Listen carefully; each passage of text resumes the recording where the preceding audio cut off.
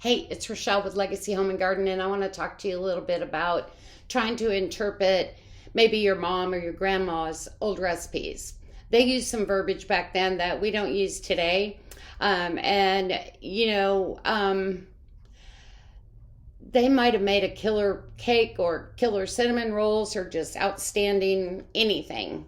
And they use terms like maybe you'll see on your old recipe cards, like a dash of this, a pinch of that, a knob of butter, to beat the band. Maybe you've even got one of those. So I wanted to kind of give you my interpretation of what some of those mean. You might have seen a recipe that says mix to beat the band when you're cooking, or when you're baking, from one of their old recipes. And to beat the band means simply to beat it up to the greatest degree possible, so that you have all of your ingredients thoroughly mixed together as they can possibly be. So if you see that on a recipe card, an old recipe card, from your grandma, your mom, or your great aunt, that's what that means. Another thing you might see is a dash. A dash is a liquid measurement, and it's equivalent to about an eighth of a teaspoon. If you don't have teaspoons that size, you can just kind of eyeball it, or take your fourth of a teaspoon and use half of that. That'll help. A pinch, I'm sure you've all heard this, a pinch of this, a pinch of that. A pinch is equivalent to like 1/16 of a teaspoon. You can do it like your grandma and your mom used to do, and just pinch between your thumb and your finger.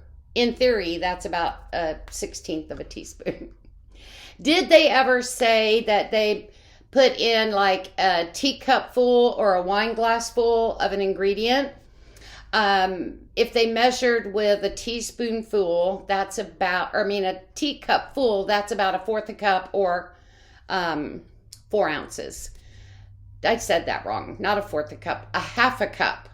Okay, so if your mom or your grandma used, measured with a teacup full, it's 4 fluid ounces or half a cup. If they measured with a wine glass full, that's about 2 ounces or an eighth of a cup. Hope that helps. Did they ever reference like a slow oven, a moderate oven, or a quick oven? Have you seen that on the recipes? A slow oven is the temperature that you want to set your oven to when cooking or baking. However, there's a debate on the exact temperature they're referencing. So what I did was I looked in the dictionary, the Webster's Dictionary, for the definition of slow, moderate, and quick oven. This is what it says. A slow oven is heated between 250 degrees and 325 degrees. That's considered a slow oven. A moderate oven is heated between 325 degrees and 400 degrees Fahrenheit. And then a quick oven or a hot oven is heated between 400 degrees and 450 degrees, according to the dictionary. Now, I know you've all heard this, or, well, maybe not. Maybe not, I shouldn't say. Have you heard the term or saw the term oleo? O-L-E-O? Oleo is just another term for margarine. Margarine is a butter substitute, okay? It's made with vegetables, oils, vegetable oils, water, and salt. And moms and grandmas loved using that in their baking. Now, you've probably all heard of lard, okay? Well, you're used to seeing it like Crisco, okay? Or another shortening. Moms and grandmas used lard from pork fat in theirs, mostly.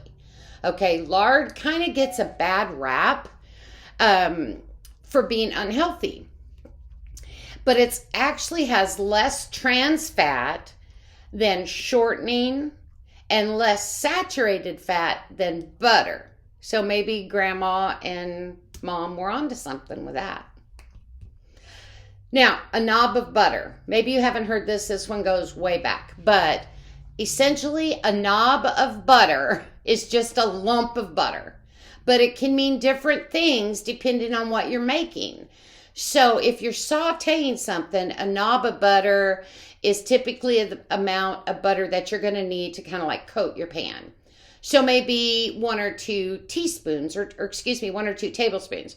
But if you're cooking and you want to cover something with butter, a knob of butter is how much butter you're going to need to cover it. So maybe walnut size spoonful. What about sweet milk or sour milk? Sour milk is essentially buttermilk. So it can either refer to whole milk that is kept at the kitchen. Sorry, let me turn that off. That's kept in the kitchen at room temperature until it's sour, okay? Or milk that is soured with vinegar. Okay, so let me repeat that. Sour milk is essentially buttermilk, okay? It can either refer to whole milk that's kept at kitchen temperature until it's fermented and sour, or milk that is soured with vinegar. Sweet milk really is simply whole milk. And the last one I wanted to throw at you was paraffin paper. Paraffin, paper. Paraffin paper is simply another word for wax paper. Wax paper is made with a food-safe paraffin wax. Okay, wax paper. It's used for its non-stick capabilities, so you can use that and your stuff doesn't stick to it. It's most commonly used for baking in like lining cake pans or rolling out doughs, things like that. But it's not heat resistant, so you don't want to use it to like line your cookie sheets and stuff. So those were just a few of the tips that I wanted to share with you on trying to translate vintage or older recipes that you might get from mom or grandma or great-grandma. So I hope that helps you out. It's Rochelle with Legacy Home and Garden, and I hope you have a great day. And until next time, I love ya.